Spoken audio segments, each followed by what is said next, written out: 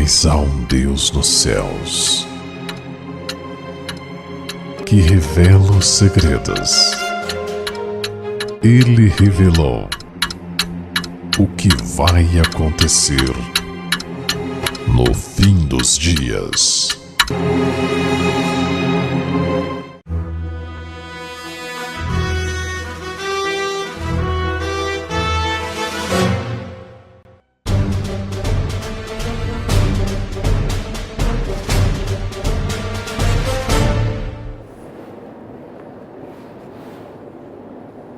Saudações, amada igreja, com a paz do Senhor. Amém. Nós damos continuidade hoje ao nosso estudo da Palavra de Deus e hoje estaremos estudando Apocalipse 4. Nós vamos relativamente devagar, porque acredito que quando a gente estuda com calma, com paciência, de fato, a gente consegue solidificar melhor o que aprende, né? Então, aqueles que gostam de acompanhar, aqueles que gostam de marcar, Apocalipse capítulo 4, então, leio a partir do versículo 1. Depois destas coisas, olhei, e eis que estava uma porta aberta no céu, e a primeira voz que como de trombeta ouvira falar comigo, disse: sobe aqui, e mostrar-te-ei as coisas que depois destas devem acontecer. E logo fui arrebatado em espírito, e eis que um trono estava posto no céu, e um assentado sobre o trono. E o que estava assentado era, na aparência, semelhante à pedra de jaspe e de sardônica. E o arco celeste estava ao redor do trono, e era semelhante à esmeralda. E ao redor do trono havia 24 tronos, e via sentados sobre os tronos 24 anciãos vestidos de vestes brancas, e tinham sobre a cabeça coroas de ouro. Do trono saíam relâmpagos, e vozes, e trovões. E diante do trono ardiam 7 lâmpadas de fogo, as quais são os 7 Espíritos de Deus. E havia diante do trono como um mar de vidro, semelhante ao cristal, e no meio do trono e ao redor do trono 4 animais cheios de olhos por diante e por detrás. O primeiro animal era semelhante a um leão, o segundo animal semelhante a um bezerro. Tinha o terceiro animal o rosto como de homem, e o quarto animal era semelhante a uma águia voando. E os 4 animais tinham cada um respectivamente 6 asas, e ao redor e por dentro estavam cheios de olhos, e não descansam nem de dia nem de noite, dizendo: Santo, Santo, Santo é o Senhor Deus, o Todo-Poderoso, o que era, que é e que há de vir. E quando os animais davam glória e honra e ações de graças ao que estava sentado sobre o trono, ao que vive para todos sempre, os 24 anciãos prostravam-se diante do que estava sentado sobre o trono, adoravam o que vive para todos sempre, e lançavam suas coroas diante do trono, dizendo: digno és, Senhor, de receber glória e honra e poder, porque tu criaste todas as coisas, e por tua vontade são e foram criadas. Amém? Obviamente que a palavra de Deus, ela não é, principalmente quando falamos do livro de Apocalipse, ela não é uma palavra fácil de se entender. O livro do Apocalipse, como temos visto até aqui, é um livro feito de simbolismos. E um livro feito de simbolismos, ele traz a nós, obviamente, a interpretação que a própria Bíblia deve nos dar. E se nós não conseguirmos permitir, em primeiro lugar, que o Espírito de Deus nos ensine, nos mostre como entender este livro, de fato, nós não vamos conseguir interpretar e receber as lições que ali estão. Porém, obviamente, este Espírito que nos dá entendimento no Apocalipse, ele é, neste particular, um dom específico. Que dom específico é esse? Porque o Espírito, a palavra de Deus diz que nos dá paciência, nos dá benignidade, nos dá mansidão. O Espírito nos dá, de fato, uma série de dons que são relativos ao comportamento e ao caráter. Você diz uma pessoa, olha, essa pessoa é uma pessoa mansa. Aí vai um sujeito que é um bom caráter, a gente diz. Estes são dons do Espírito. Porém, aqui especificamente, os dons que fazem parte de um caráter construído, né? E um caráter moralmente bom, né? Quando você é uma pessoa moralmente boa, não é neste particular o que se apresenta para a interpretação deste livro especificamente e, claro, a inspiração divina. Ou seja, a pessoa pode ser uma pessoa moralmente muito boa, mas isso não é suficiente para que ela entenda a palavra de Deus. Por isso nós vemos pessoas de religiões não cristãs que são pessoas com uma moral muito boa, com um caráter bom, mas não entendem a Bíblia. Por quê? Porque a Bíblia foi feita e ela é destinada ao cristão. E o Apocalipse foi destinado a cristãos entre os cristãos. Ou seja, nem todo cristão vai entender o livro do Apocalipse. Ele vai entender se ele for de fato o quê? Um servo. Lembrem-se sempre disso. O Apocalipse, revelação de Jesus Cristo, a qual Deus lhe deu para mostrar aos seus, certo? E sempre nós temos isso, né? Este espírito, então, que é necessário para esse entendimento, está relatado, obviamente, na própria palavra de Deus, como sempre, né? Vamos para o livro, no mesmo livro do Apocalipse, perdão, um pouquinho mais à frente, vamos ver o que nos diz o capítulo 12. Capítulo 12, no versículo 17. 12, versículo 17. O que é que vamos encontrar ali? Nós já passamos por esse texto, mas nunca é demais lembrar, certo? Apocalipse 12, versículo 17. E o dragão, quem é o dragão? O dragão é Satanás.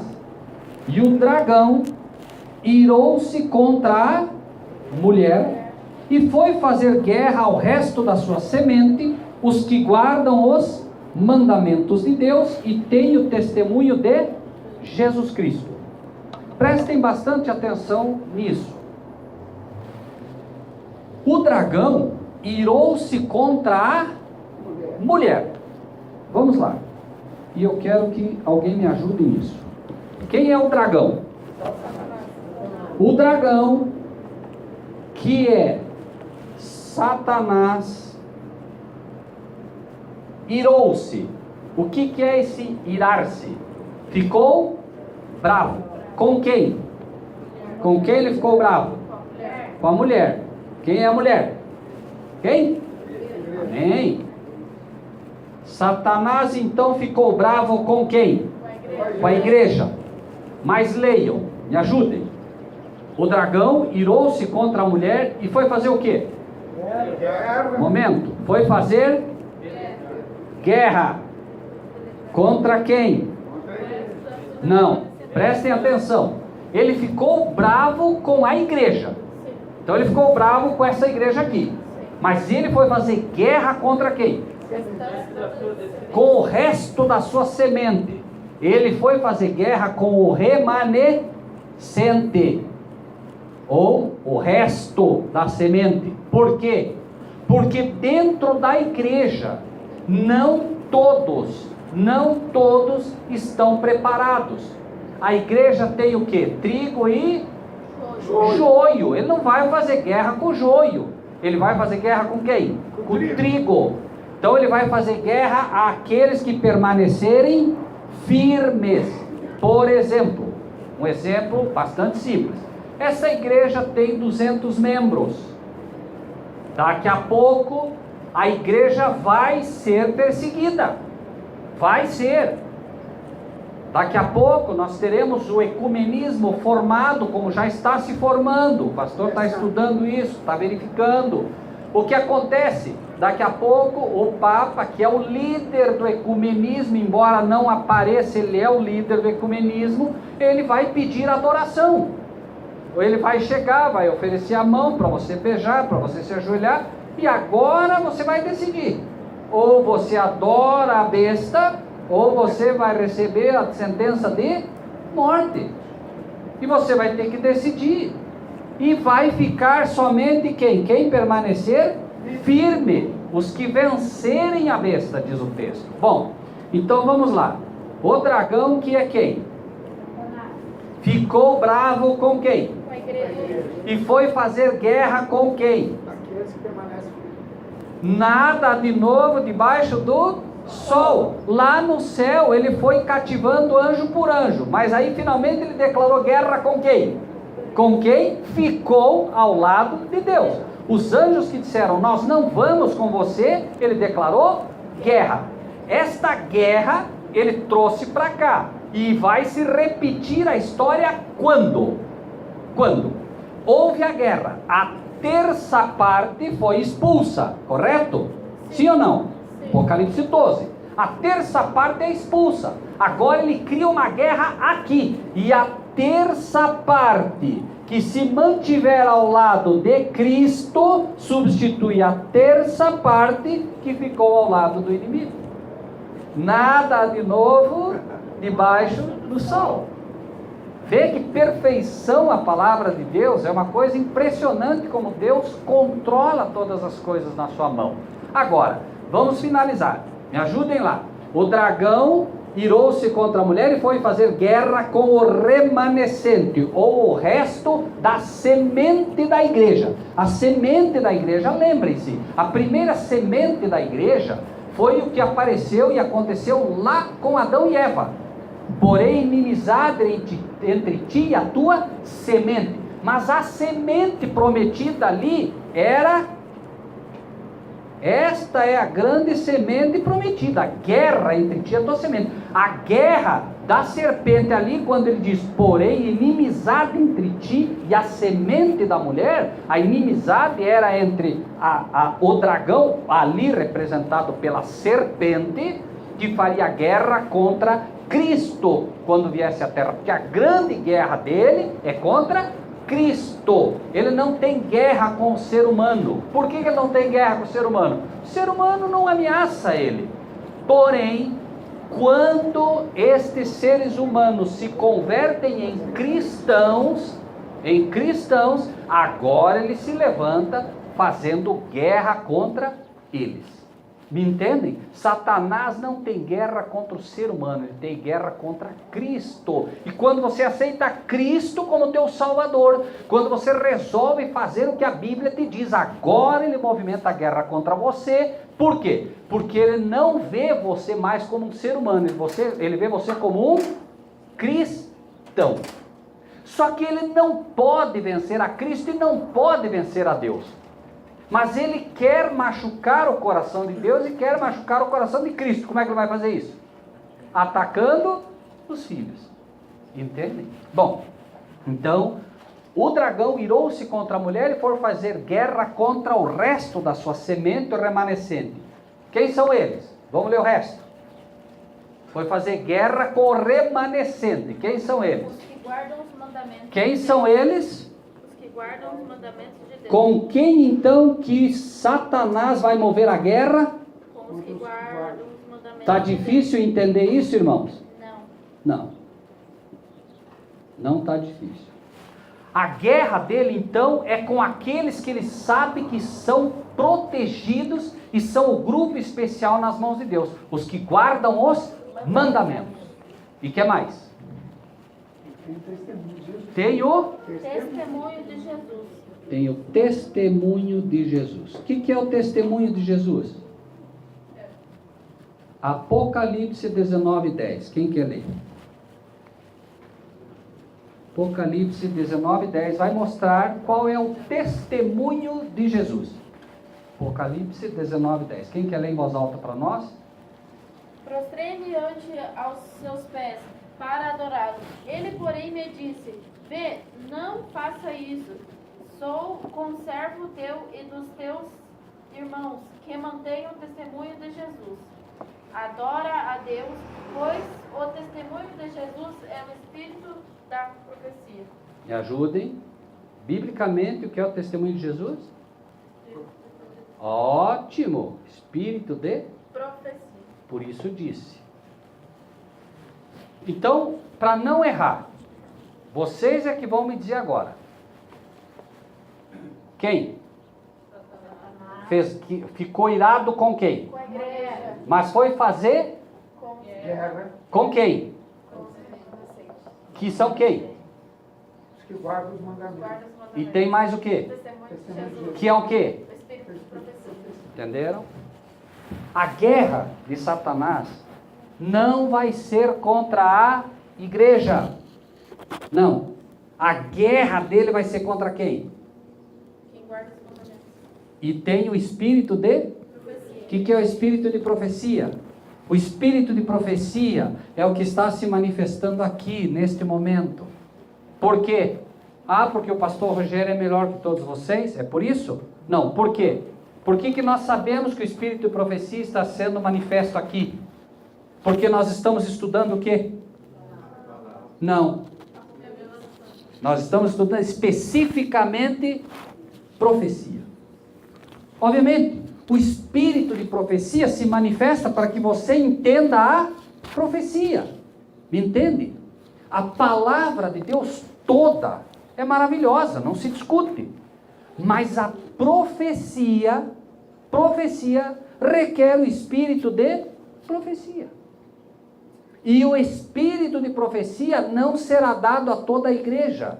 A igreja toda tem condições de receber tranquilamente o dom da mansidão, o dom da paciência, o dom da longanimidade, o dom da benignidade. Mas o espírito de profecia é prometido a um grupo especial. Que grupo especial é esse de novo? É o grupo dos que Guardam os mandamentos. e tem o Espírito. amém. Testemunho de Jesus, que é o espírito de profecia. Então, é simples entender isso. Deus vem e diz para você assim: eu quero te dar o espírito de profecia. Será que ele não quer dar o espírito de profecia para toda a igreja? Sim ou não? Sim, ele quer dar a todos. O problema está nele ou na igreja? Onde está o problema? Sim ou não? Sim. Aí você entra numa igreja. Não estamos aqui para citar nomes, para atacar ninguém. Mas você entra numa igreja. O anjo, vejam bem, prestem bem atenção nisso. Revelação de Jesus Cristo, a qual Deus lhe deu para mostrar aos seus servos as coisas que brevemente devem acontecer. Brevemente devem acontecer é o que? Profecia, futuro. As coisas que brevemente devem acontecer. Então, vejam bem. O anjo parte do céu, certo? Vejam bem. Revelação de Jesus Cristo, a qual Deus lhe deu para mostrar aos seus servos as coisas que brevemente devem acontecer. O anjo parte do céu com uma missão. Qual é a missão dele? Entregar aos servos de Deus o entendimento das profecias. Ele traz com ele a revelação de Jesus Cristo, ou não?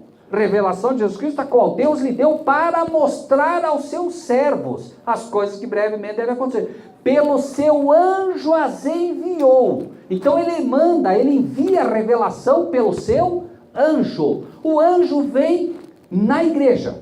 5.000 membros. Quem ele está procurando lá dentro?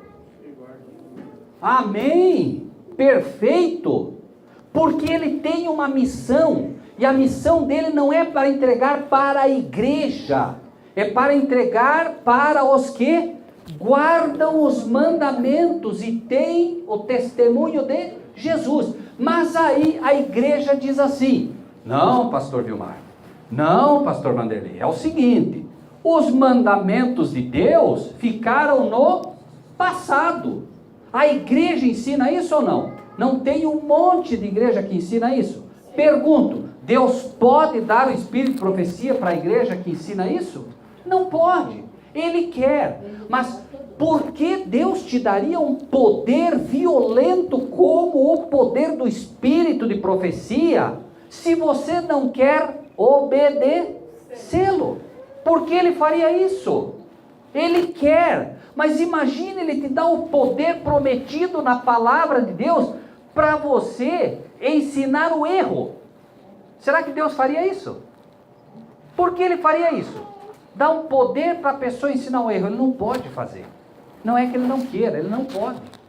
Então existe dois caminhos que a igreja precisa entender.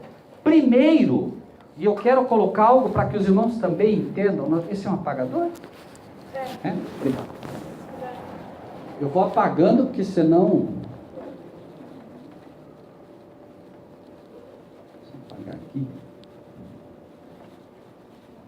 Não vou apertar muito, porque pode cair aqui. Irmãos, por favor, entendam isso. Quando se fala de doutrina, é preciso que haja um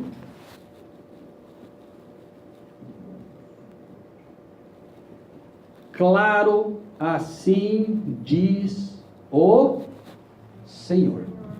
O que é um claro, assim diz o Senhor? Um claro, assim diz o Senhor, é doutrina. Por exemplo, honra teu pai e tua mãe, para que se prolonguem os teus dias na terra que o Senhor teu Deus te dá. Isso é uma doutrina baseada num mandamento. Pergunto, honra teu pai e tua mãe, é claro ou é confuso? Claro. Claro, isso é doutrina, ok? Doutrina. Agora, o dragão se irou contra a mulher, é claro ou precisa de uma interpretação? Então, a profecia não é um claro, assim diz o Senhor. A profecia é um assim diz o Senhor. O que muda? O que muda? Um é um claro, assim diz o Senhor. O outro não é claro. Por quê? Precisa de uma interpretação. Então Deus, das doutrinas, Ele dá para toda a igreja de forma muito simples, muito clara. Não tem o que discutir. A profecia não. A profecia depende da interpretação. Mas isso não quer dizer que o homem pode interpretar. Não é porque precisa da interpretação que o homem que interpreta. Não. A Bíblia mesmo diz: nenhuma profecia veio de particular interpretação, mas homens de Deus falaram pelo Espírito Santo. Então a profecia finalmente precisa da interpretação, mas essa interpretação é dada pelo Espírito de Deus. Por isso que nós vemos que é preciso, para entender, o Espírito de profecia, que é o Espírito Santo, porém dado com um dom específico. Está bem aqui, até aqui, ou está confuso, irmãos? Por favor, se estiver confuso, nós estamos aqui para aprender. Eu sei que não são temas fáceis, né? Mas enfim, devagarinho a gente vai aprendendo, né? Então, isso pelo menos fica claro para a igreja, né? O dragão se ira contra a mulher, que é a igreja, né? E vai fazer guerra ao remanescente da sua semente, os que se mantiverem firmes. Por isso a Bíblia também diz: aquele que perseverar até o fim será salvo. Não diz aquele que aceitou, vai ser, não, aquele que perseverar, porque haverá uma guerra. Agora, repito, né? Esta guerra vai ser movida contra a igreja, mas ela vai, este ódio de Satanás será contra a igreja, mas a guerra mesmo é contra o remanescente. Está escrito, isso é o que está escrito, né? É por isso que há tanta confusão por vezes na igreja, tanta confusão doutrinária, tanta confusão do que se ensina, porque as pessoas não conseguem separar, eles veem a igreja como um todo. A igreja pertence ao Senhor, mas dentro dela tem joio, tem trigo, né? Tem classes que estão melhor preparadas, classes, né, menos preparadas, enfim. Voltamos então agora, tendo isso em mente, né, da necessidade do estudo de profecia, para Apocalipse 4, então, que é o objeto de estudo. Veja que ele, até aqui, o Apocalipse capítulo 4 começa depois que foi dada a carta a todas as igrejas. Então foi dada a carta a todas as igrejas. As igrejas, eu não falei sobre isso, tá? Porque nós estamos estudando a verdade presente. Lembram que quando falamos de Laodiceia, quem estava aqui no estudo a Laodiceia? Quem estava aqui no último estudo? No estudo a Laodiceia, nós vimos que a carta a Laodiceia é uma carta, que é a última carta, é a sétima igreja, é uma carta que é dada a problemas específicos de uma igreja, povo que julga, né? E podem observar, quem tem acesso à rede social, dê uma olhadinha. Você coloca lá algo, a pessoa nem leu direito e já está julgando. Nem leu. Hoje a rede social é isso aqui, ó. Ele pega aqui, ajuda-nos. Ih, já estão pedindo ajuda de novo.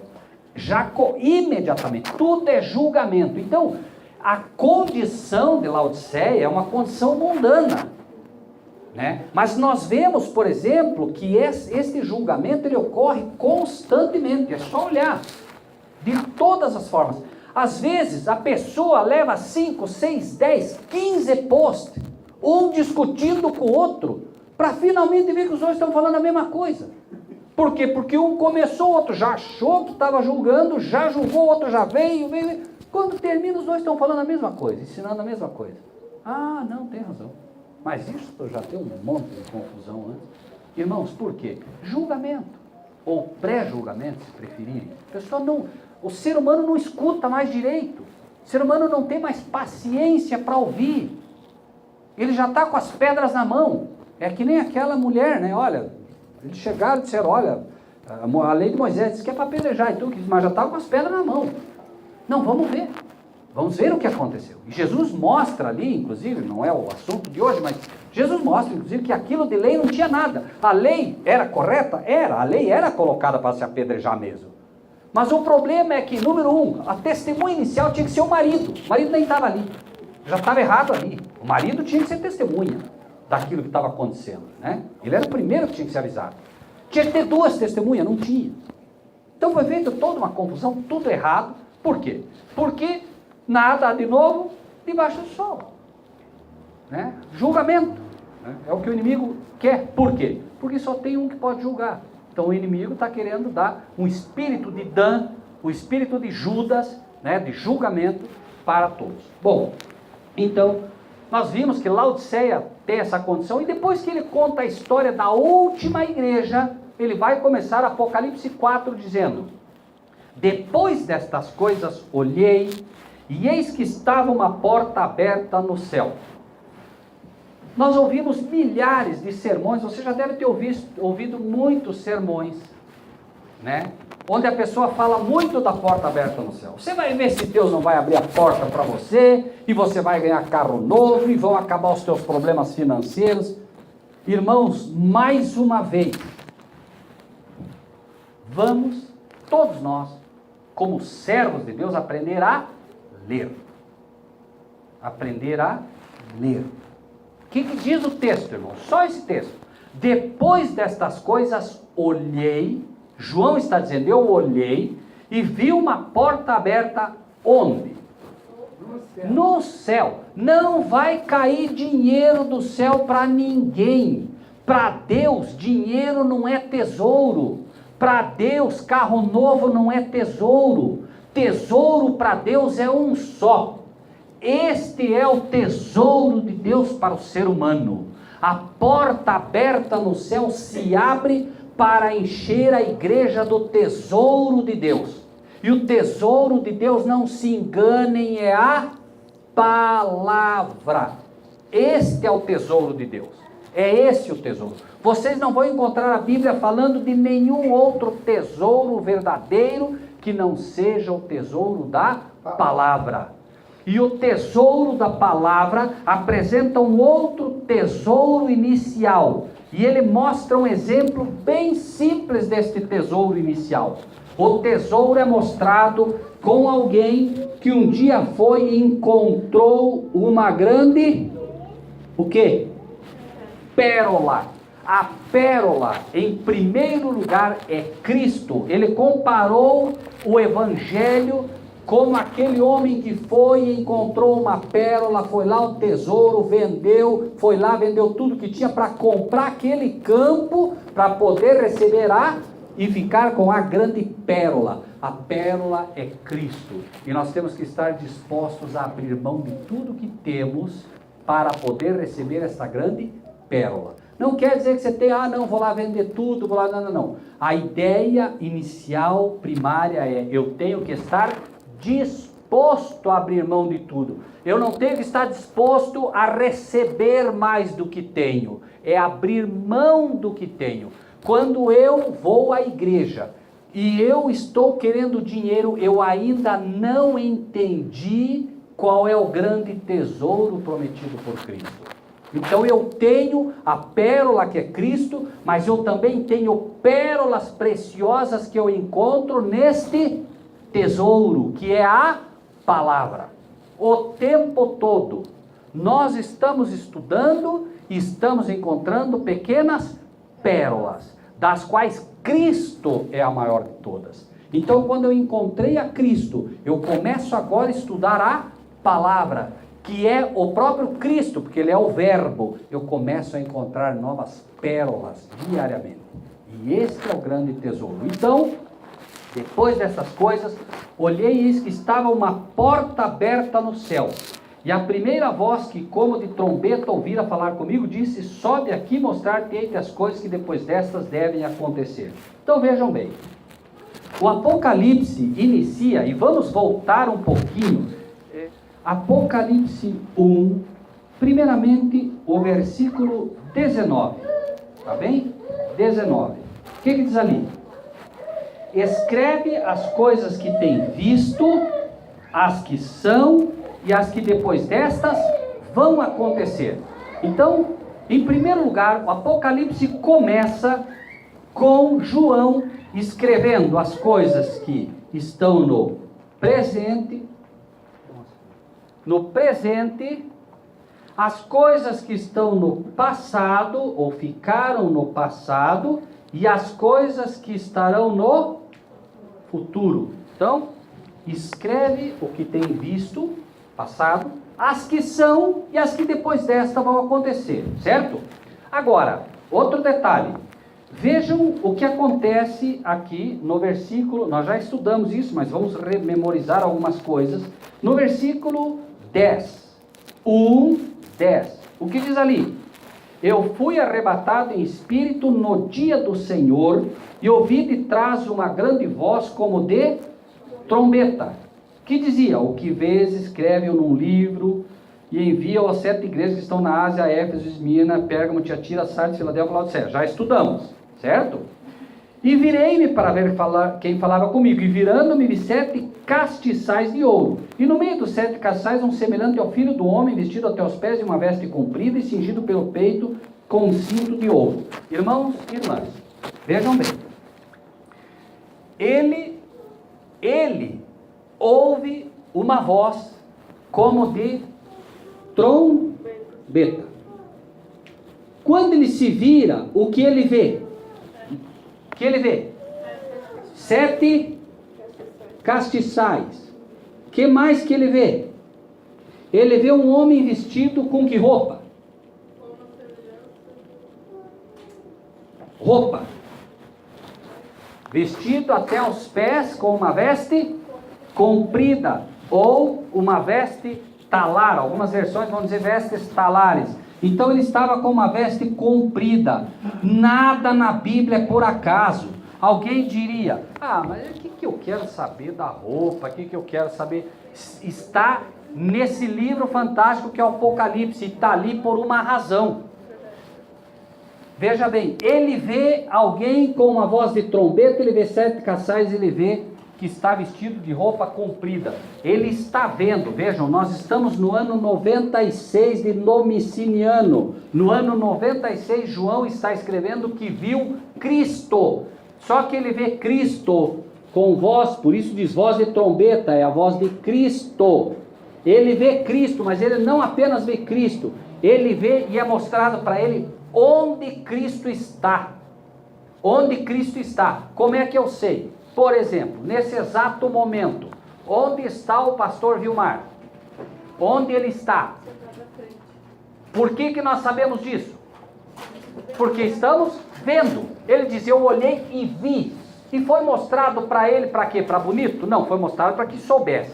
Os castiçais, lembrem-se, Moisés constrói-me um santuário, figura do que há no céu. Aqui havia o átrio, aqui havia o santo e aqui havia o santíssimo. O castiçal estava aqui. Aqui estava o castiçal.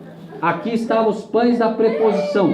Pergunto, olhando para o santuário, onde João viu Cristo?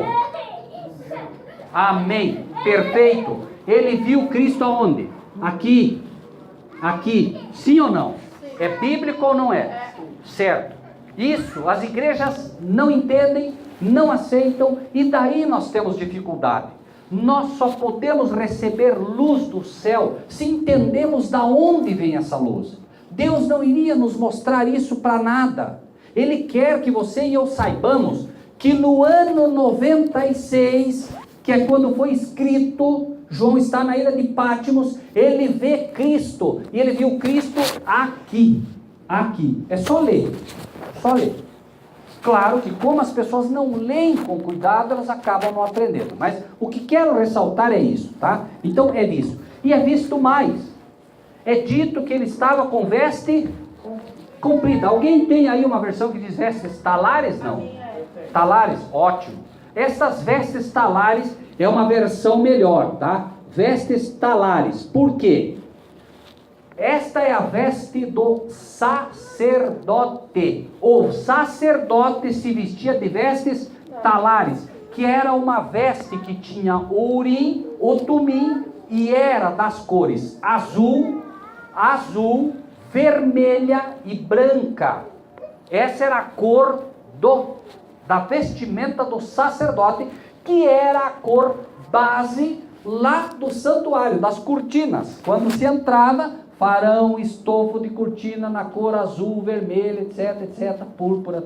Bem, eram as cores que ele tinha: púrpura, vermelho e azul, né? E parte pequena de branco. Mas as cores base eram estas, certo? Então, repito, João está olhando e vê agora Cristo no ano de 96, num local específico que é aquele. É o local santo, chamado de local santo. Mas agora, veja que ele ia escrever o quê? As coisas que ele viu, as coisas que ele estava vendo e as coisas que ele veria no futuro. Muito bem. E por que? Algumas pessoas dizem, mas por que o Apocalipse teve que ser escrito de forma tão difícil, tão complicada? Vocês imaginem ele escrevendo as coisas que estavam acontecendo, e ele fala pesado contra quem? Contra Roma. Vocês acham que aquela epístola dele, o Apocalipse, eles iam deixar sair? Não. Ele teve que escrever em símbolos também para a época, porque para a época eles liam o dragão com a mulher, Babilônia, vai embora. Esses cristãos são tudo loucos, não sabem o que estão falando, manda embora. Então passou, chegou até nós. E hoje, maravilhosamente, por que está tudo em símbolo? Porque apenas para os servos. Quem não for servo não vai entender mesmo, porque é para o servo entender. E o servo entende, porque o servo estuda, o servo busca. O servo, quando tem estudo da Bíblia, ele vem, ele quer. E a Bíblia e a palavra de Deus é para quem quer. É para quem quer. Não é? As maiores pérolas vão ser encontradas para quem busca, para quem insiste, para quem realmente tem vontade de encontrar. E quem tem vontade de encontrar, estuda. Não tem jeito. Bom, agora vejam. Então no ano de 96 ele disse, mas voltem agora para Apocalipse 4. Onde é que João está, irmãos? Onde João está? Em visão ele está onde? No átrio, no santo ou no santíssimo? Onde é que ele está? O pastor disse, ele está no meio. Ótimo. Ele está no meio. Por quê? Ele está no meio porque ele está vendo que Jesus está ali. Mas vamos prestar atenção agora no Apocalipse 4. Vamos lá? Depois destas coisas, olhei e eis que estava uma porta aberta no céu. Vejam bem, onde ele está? Onde ele está? Aqui. Se ele olha e vê uma porta aberta no céu, ele está olhando para outro lugar, sim ou não? Sim ou não? Ele diz, eu olhei agora, ele está aqui, eu olhei e vi uma porta aberta no céu. Este é o local que a Bíblia vai chamar de céu. Por quê? Este é o mais alto dos altos. O santuário era na horizontal, porque o ser humano anda, mas os anjos voam. Então, vamos ver se ele olha mais para o alto ou não. A Bíblia diria isso, porque ele poderia olhar para o lado, para a esquerda, para a direita, para trás. O que diz assim? Depois dessas coisas, olhei que estava a porta aberta no céu. E a primeira voz que, como de trombeta, ouviu falar comigo, disse o quê? O que disse? Não, tem um textinho antes. Sobe. Amém. Opa, agora está respondido. O que foi dito? Sobe aqui. Agora eu quero, João, que você venha para mais alto. Esse é um convite para cada um de nós. Que ano estamos? 2019. Em 2018, em algum momento, vocês oraram, vocês pediram ou não? Pediram ou não pediram? Queriam ou não queriam a palavra de Deus? O que Deus disse agora para vocês? Sobe aqui. Eu quero vocês agora mais perto de mim. Eu quero vocês agora entendendo coisas que a maioria não vai entender. Vocês pediram, eu vou dar. Não pensem, irmãos, que as coisas acontecem por acaso.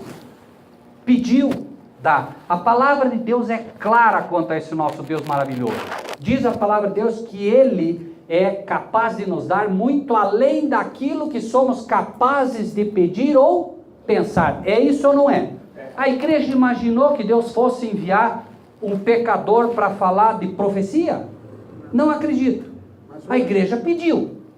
Deus dá além do que ela precisa. Vai ser um pecador, vai ser um homem falho, vai ser um homem com as mesmas dificuldades dos irmãos. É o Rogério, como poderia ser o pastor Vilmar, como poderia ser o pastor Vanderlei, mas ele vai dar. E por razões que ele sabe, ele abriu esse tesouro. E aí, é simples. Você recebe ou não. Né? Recebe ou não. Então, o texto, sobe aqui, é um texto dado a João. João, sobe aqui, João. E a partir daqui, João, a partir daqui, você vai receber o espírito de profecia. Como sabemos disso? Vamos ler. Sobe aqui e eu vou te mostrar o quê? Perfeito. A Bíblia é perfeita, viu só? Lá você vai escrever o que passou, o que está acontecendo e vai pegar o futuro. Agora você vai entender o futuro. Agora nós vamos nos concentrar no futuro. Por quê? Porque a partir daqui, deste local, é que vem a maior luz que o homem nesta terra já recebeu um dia. Irmãos, nós vivemos tempos únicos. Únicos. Pergunto, João está aonde? De novo, está onde? Aqui. E agora é dito, sobe aqui. Mas João foi levado em visão. Certo? Foi levado em visão. João, vou te mostrar o que vai acontecer. E nós? Nós estamos aqui ou aqui? Onde nós estamos? Profeticamente. Nós estamos aqui, irmãos. Aqui.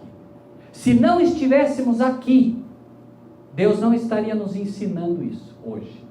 Nós só podemos aprender isso hoje, porque estamos e devemos estar pela fé aqui. A pergunta é uma só. Você vai subir? Só essa. Sobe aqui, Senhor. Vou. Como é que você vai chegar até aqui? Pela fé. Pela fé. Ah, eu não acredito nisso aí. Vai ficar aqui. Só que tem um problema. Aqui já fechou a porta. Aqui não está mais aberta. Nós vamos ver. Lembre-se que nós estamos. Fecha uma porta que ninguém abre. E abre uma porta que ninguém fecha. Ele fecha também uma porta. Ele não só abre. Ele abre essa. Diz, vem para cá. Não, não vou. Aqui você não vai poder ficar também. Você vai cair. E esse é o problema.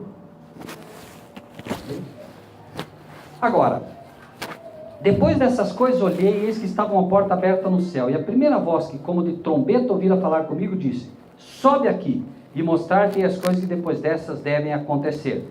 E logo fui arrebatado em espírito. Então João não foi para lá fisicamente, ele foi em espírito, arrebatado, ok? Arrebatado em espírito, não foi arrebatado fisicamente também, como foi Elias. Elias foi arrebatado fisicamente, Elias foi com o corpo, foi embora, ninguém mais achou, certo? A Bíblia diz que Deus o tomou, é diferente. Aqui João não foi tomado, ele foi arrebatado em espírito, ele teve uma visão, se nós quisermos assim entender, né? Fui arrebatado em espírito, e eis que um trono estava posto no céu, e um assentado sobre o trono. Prestem bem atenção sempre no texto para a gente não se perder. Ele agora está num local, e neste local tem um trono, certo? Tem um trono. E o que ele vê? E tem o que no trono? Assentado. Está sentado no trono, certo? Esse trono estava posto no céu. Este é o local mais alto dos céus. Lembrem-se de Paulo. Conheço um homem, se dentro do corpo, preste atenção aqui. Conheço um homem, se dentro do corpo, fora do corpo, não sei. Este homem foi levado ao... Quem lembra? Foi levado ao paraíso. E este homem foi levado, diz ele, ao terceiro céu. Qual é deles? Terceiro céu. Átrio. Não estava aberta ainda essas portas para ele ir, ou estava? Não, só foi aberta depois. Ele foi para cá, irmãos. Átrio. Ou chamado paraíso também. É o mesmo local para onde irá. Quem? O ladrão. Senhor, lembra-te de mim quando entrares no reino dos céus. E o que é dito para ele? Te asseguro, estarás comigo no paraíso. Então, ele é levado aqui. Mas passa o tempo, João vê Jesus aonde? Aqui. Por que Paulo não pôde vir para cá e não pôde vir para cá? Por quê? Porque somente Cristo podia abrir essa porta. E enquanto Cristo não morreu, essa porta não podia ser aberta por absolutamente ninguém. Então Cristo abre esta porta. Por isso João pôde entrar. Senão não poderia também. Nenhum ser humano, nem em visão, poderia entrar num local desse se Cristo não abrisse primeiro. Ele é o ser humano que abriu essa porta e depois a outra. Só ele tem direito de abrir essa porta. Entendam isso, irmão. Tá? Só Cristo. Agora, versículo 3 do capítulo 4. O que estava sentado era na aparência semelhante a e de sardônica, e o arco celeste estava ao redor do trono e era semelhante a esmeralda. Então ele vê alguém. O homem pode ver a Deus? Não pode. Então tudo que é mostrado para ele é alguém que é semelhante a uma... O quê? Semelhante a uma pedra. Pergunta simples. Pedra de jaspe e sardônica. São as pedras, por assim dizer, específicas, que demonstram que este é quem? Quem é este que ele vê? Lembrem-se bem. Cristo está onde? Aqui. Está ou não está? Ele viu Cristo ali. Agora ele sobe aqui. E ele vai e vê um assentado sobre o trono, e este que está sentado sobre o trono é semelhante a pedra, e ele está sentado no trono. Este é o Pai. Perfeito. Por quê? Por que é o Pai?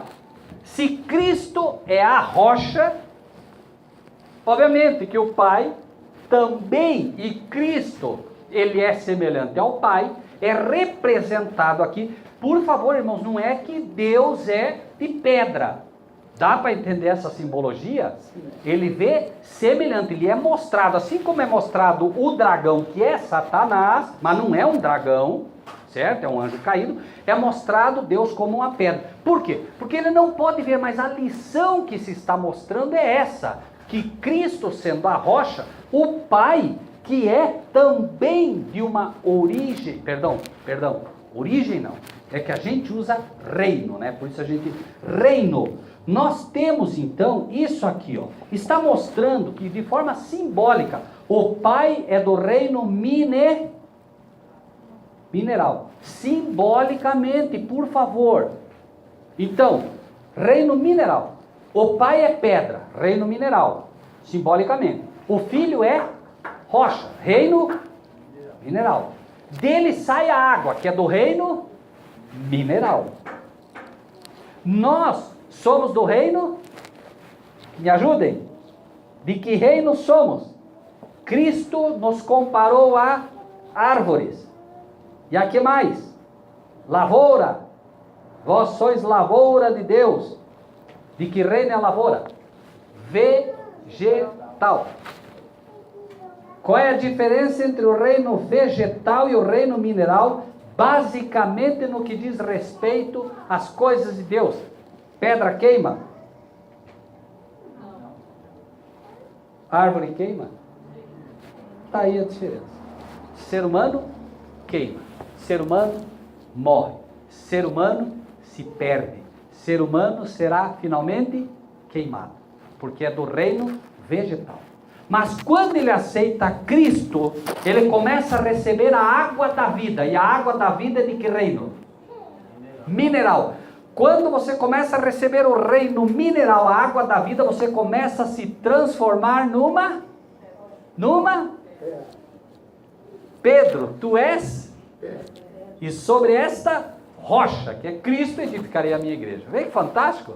Claro, Pedro, tu és pedra agora, porque tu me aceitou. Você aceita Cristo e começa a mudar a tua natureza.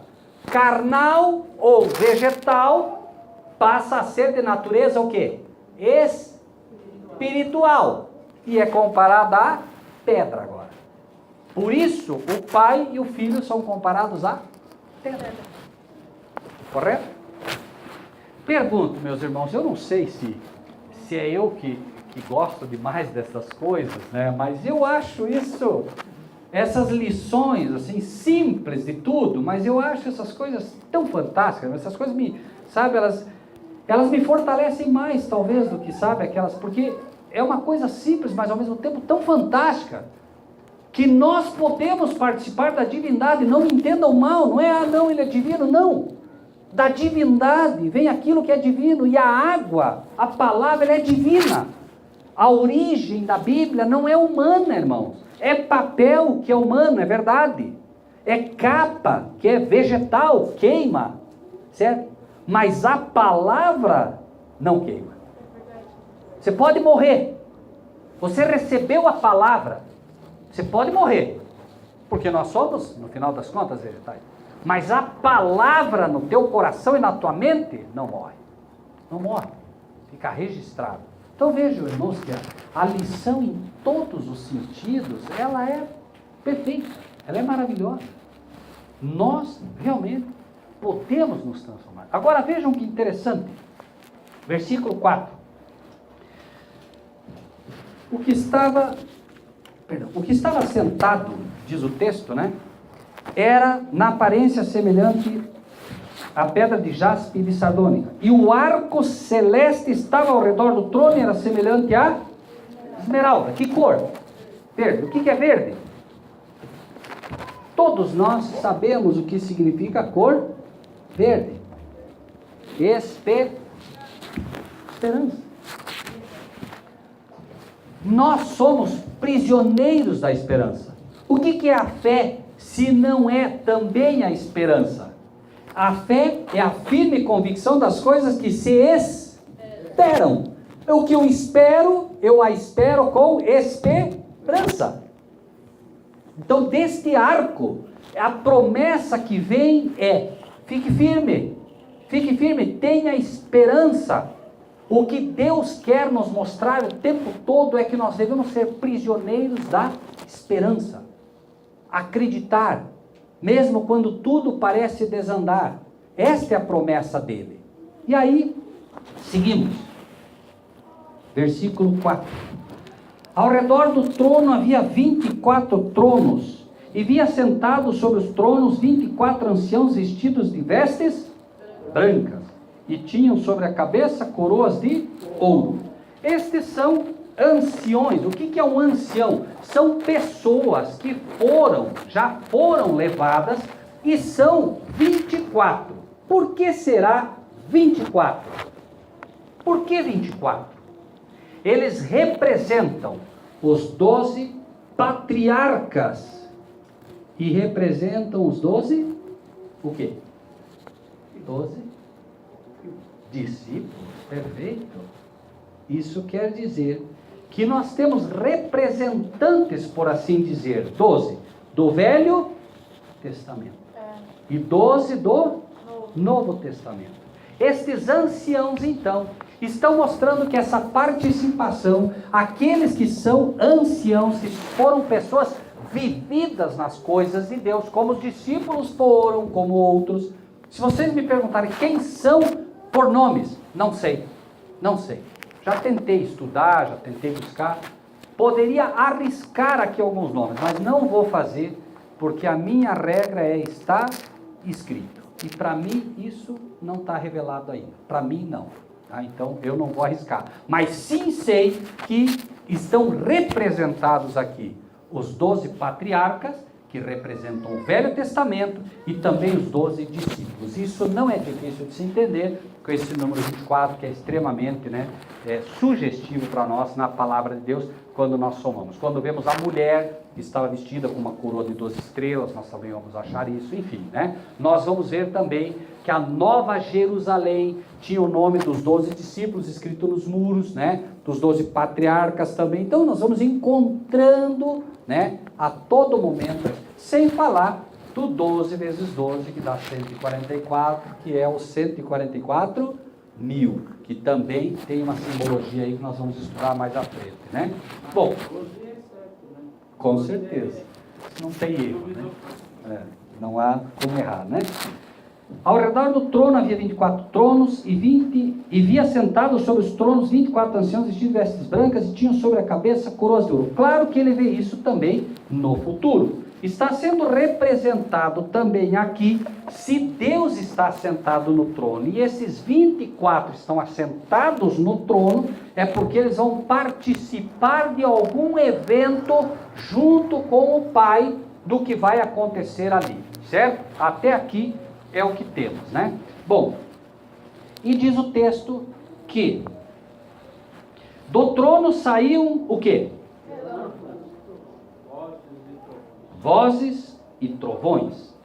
E diante do trono ardiam 7 lâmpadas de fogo, as quais são os 7 Espíritos de Deus. Do trono saíam relâmpagos. Alguém, por favor, abra o livro de Mateus, capítulo 28, versículo 3. Mateus 28, 3. O seu aspecto era como um relâmpago e a sua veste branca como a neve. Vou ler um pouquinho antes para ficar claro. No fim do sábado, quando já despontava o primeiro dia da semana, Maria Madalena e a outra Maria foram ver o sepulcro. E eis que houveram um grande terremoto, porque um anjo do Senhor desceu, chegou removendo a pedra, e o seu aspecto era como um relâmpago. Então, o relâmpago é quem? Amém. Agora a Bíblia respondeu, não tem mais erro, né? E do trono saíam... Não, do trono saíam... Anjos do Senhor. Do trono saíam anjos. É representado como relâmpagos por quê? São anjos de luz. Imaginem o poder desses anjos e a velocidade deles. Relâmpago, quando ele estala, né, com aquela força, certo? Esta representação é real.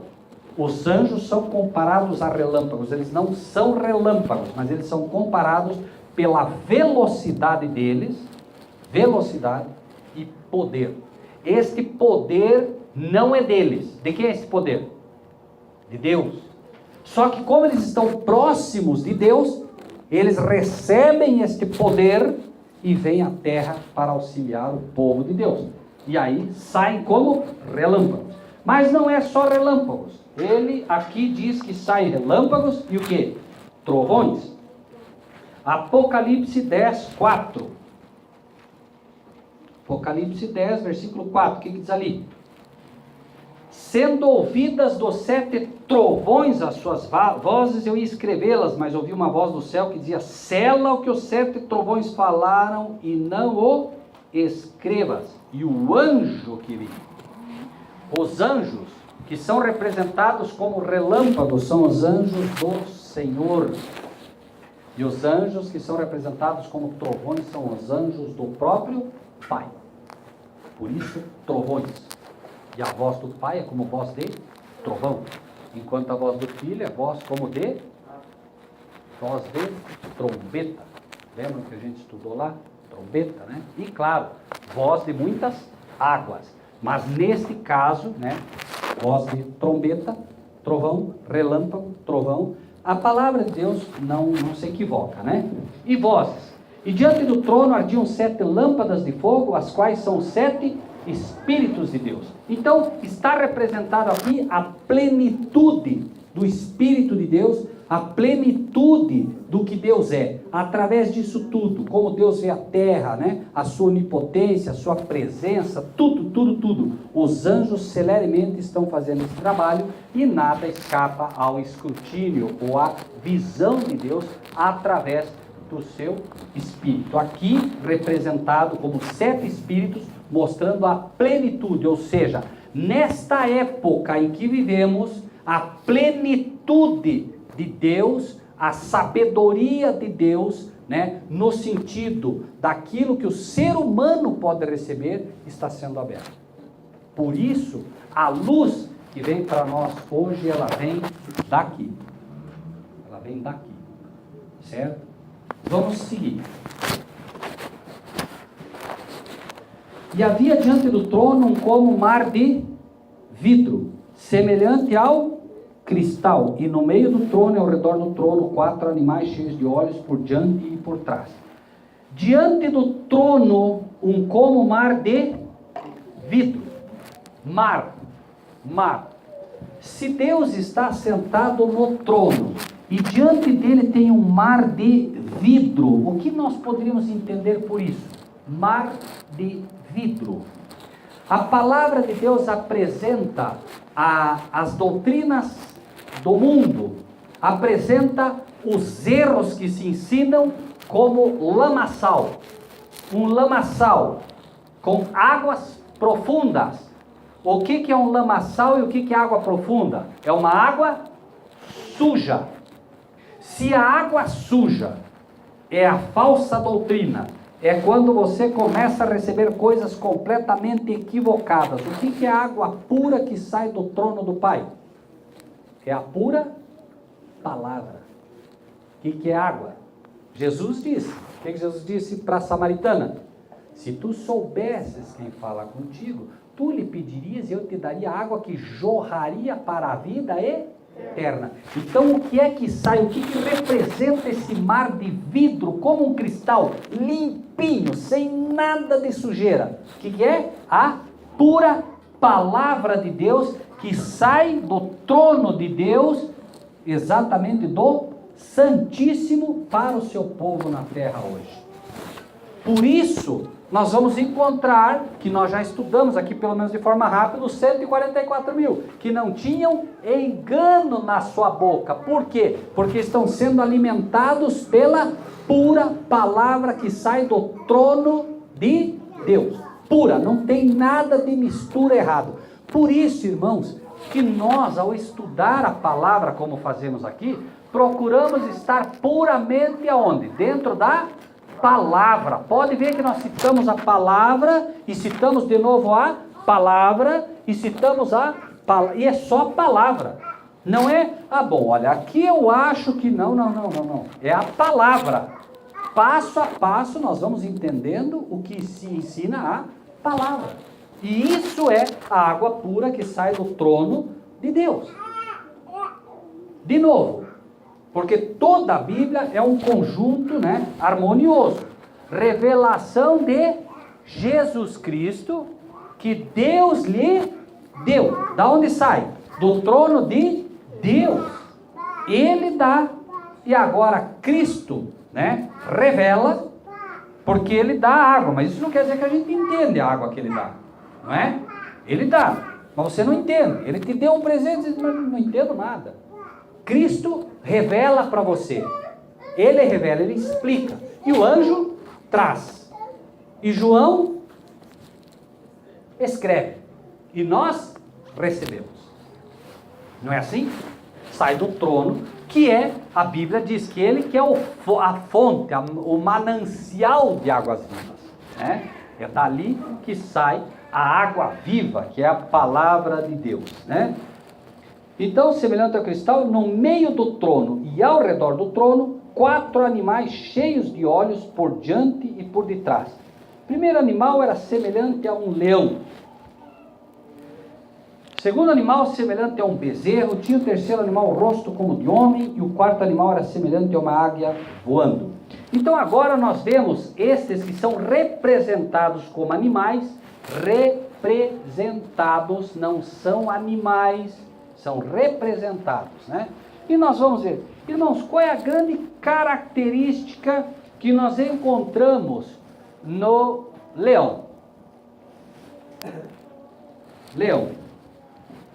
Nós vamos encontrar então que aqui está se... Amém? Perfeito.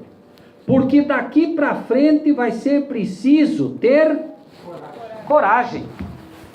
Será representado e mostrado aqui as características que serão dadas também ao seu povo através destes que estão aqui mostrando estas características. Bezerro, força, vitalidade. Águia. O que nós vamos encontrar simplesmente na águia? Visão. Visão espiritual para ver o que outros não veem. É a visão espiritual ali representada também, como nós vemos pela águia, né? E, finalmente, nós vamos ver um que tem rosto como de homem, mostrando a humanidade aqui representada também. Então, nós temos que, neste aspecto todo, neste cenário, nós seremos, cada um de nós, se de fato buscamos a Deus, nós vamos receber para poder enfrentar. Lembre-se como é que começa o capítulo 4. Como é que ele começa? Ele começa mostrando o quê? Viu uma porta aberta. Essa porta que é aberta, ela só é aberta para quem? Para aqueles que vão ser perseguidos por Satanás. Lembre-se que estamos dentro disso. E para que a gente possa receber agora esta mensagem, que é uma mensagem forte, para receber essa mensagem e para poder compartilhá-la, será necessário visão espiritual. Quantos estão vendo isso hoje? Quantos? Pouquíssimos. Pouquíssimos. A maioria está comendo, infelizmente, com perdão da palavra, grama, como o pastor viu recentemente. E, infelizmente, estão simplesmente perdidos, não sabendo no que creem. Não tem segurança. Por quê? Porque o que se vê hoje, infelizmente, é isso. Então, será necessário visão espiritual que vai ser recebida pelo espírito de profecia, que nós falamos, que vai te dar capacidade de ver o que os outros não estão vendo. Jesus, inclusive, quando ele falava as parábolas, os discípulos chegaram: Senhor, por que o Senhor fala por parábolas? O que ele disse? Para que vendo, não vejam. Então, o Apocalipse não está aqui para todo mundo, tá? Ele abre e o que ele vê? Nada. Ele vê, mas não vê. Ele ouve, mas não escuta. Não entende. Por isso nós vamos ver agora esta necessidade, né? A humanidade, ou seja, não importa que nós sejamos humanos, mas nos pode ser comunicados todos esses dons que serão necessários para levar avante, né? 8. E os 4 animais tinham, cada um respectivamente, 6 asas, e ao redor e por dentro estavam cheios de olhos, e não descansam nem de dia nem de noite, dizendo: Santo, Santo, Santo é o Senhor Deus, o Todo-Poderoso, que era, que há e que há de vir. Estes são anjos Estes especificamente têm quantas asas? 6. Que anjos são? Serafins. Não são querubins. Estes são representados pelos serafins. Anjos, serafins. Diz aqui que tinham olhos, claro, por quê? Porque estão percorrendo a terra e estão vendo todas as coisas, né? 6 asas ao redor e por dentro estavam cheias de olhos. Não descansam nem de dia nem de noite, dizendo o quê? O Todo-Poderoso que era, que é e que há de vir. Eles estão diretamente servindo ao Pai, certo? E o que eles fazem é constantemente louvar a Deus como? Santo, santo, santo é o Senhor. Né? Agora, veja aqui. O Senhor Deus, o Todo-Poderoso que era, que é e que há de vir. Não há aqui a menor forma de se equivocar desde que a gente leia a Bíblia. Onde é que nós encontramos que era e que há de vir? Lá em Apocalipse 1 também. Só para isso ficar bem claro, né, para que a gente tenha isso sem erro, né? Apocalipse 1, versículo 4. João, às 7 igrejas que estão na Ásia, graça e paz seja convosco da parte daquele que é, que era e que há de vir. Este é o Pai, né? Era e há de vir, porque o Filho é representado como primogênito dos mortos. Né? Aqui apresenta aquele que existe, sempre existiu e sempre existirá. Enquanto Cristo, em algum momento, pode parecer absurdo, mas em algum momento Cristo não existia. Por quê? Por que em algum momento não existia?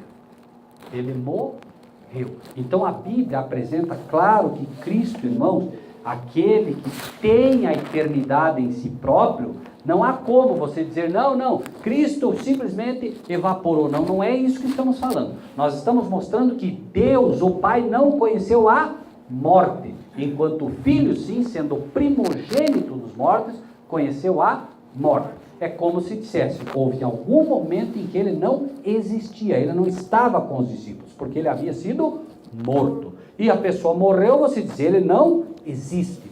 É isso que dizemos. A Bíblia usa, claro, uma terminologia que a gente possa entender também, tá? Aqui não há muito segredo, né? Então, aqui diz, e outra coisa interessante, vocês acham que esses anjos sabem fazer um culto correto, sim ou não? Eu creio que sim. Vocês vão ver que esses mesmos anjos, né? O trabalho deles e o culto que eles prestam é santo, santo, santo é o Senhor dos Exércitos. Não me levem a mal, irmãos, eu quero apenas que vocês entendam isso. Esses anjos sabem como se faz um culto a Deus. Vocês não vão ver esses anjos pulando, vocês não vão ver esses anjos rodopiando, vocês não vão ver esses anjos rolando no chão, vocês não vão ver esses anjos esperneando, vocês não vão ver nada disso. E se nós somos, como disse o anjo, adora a Deus, que eu sou conservo teu, se nós somos como esses anjos, tendo a luz que eles têm, nós temos que adorar a Deus e aprender a adorar a Deus como eles, porque eles sabem como se adora. O livro de Isaías também mostra uma adoração, onde eles dizem, santo, santo, santo é o Senhor dos Exércitos. E eles, inclusive esses anjos, tapam os olhos com 2 asas, tapam aqui com as 2, e as outras 2 eles se mantêm. Então vejam a reverência que esses anjos têm. Esses anjos, e tem anjos desses aqui, porque eles amam louvar a Deus, eles amam estar na igreja de Deus. Quando se prega a palavra, não pensem que eles vão estar no parque, não estão. Eles estão onde se prega a palavra, porque eles assistem com aqueles que pregam a palavra, porque eles são mensageiros da palavra. O anjo parte do céu para revelar a palavra, trazer a palavra revelada. Então eles amam a palavra. Eles não gostam de confusão dentro da igreja. Eles não gostam de igreja que fica rodopiando, pulando. Eles não gostam. Igreja com gritaria, eles não gostam. Entendam bem, há uma diferença entre reverência, entre alegria no Senhor e gritaria. É diferente. Se vocês estudarem, inclusive, quando Elias esteve ali no Monte Carmelo, lembram? Quem é que gritava? Eram os profetas de Azera. Faziam uma gritaria. E aí ele vem, restaura o altar. O que é restaurar o altar? É preciso restaurar o altar, porque as igrejas estão com o altar completamente arrebentado. É espiritual essa restauração, é preciso restaurar a palavra. Por que será que ele colocou 12 pedras, pastor? Sabem por quê? Porque a restauração das igrejas só será possível quando nós entendermos isso aqui. Quando nós colocarmos 12 pedras formando novamente o altar. Quando nós levantarmos de novo o que ensinaram os patriarcas e o que ensinaram os discípulos. Porque faz muito tempo que a ordem de Cristo está sendo desobedecida. Ele disse: ide e fazei discípulos, ensinando o que eu vos tenho ensinado. E as igrejas não estão ensinando o que ele mandou ensinar. Isso não é novidade para ninguém que realmente estude a palavra. Por isso as igrejas de Filho estão cheias de nada.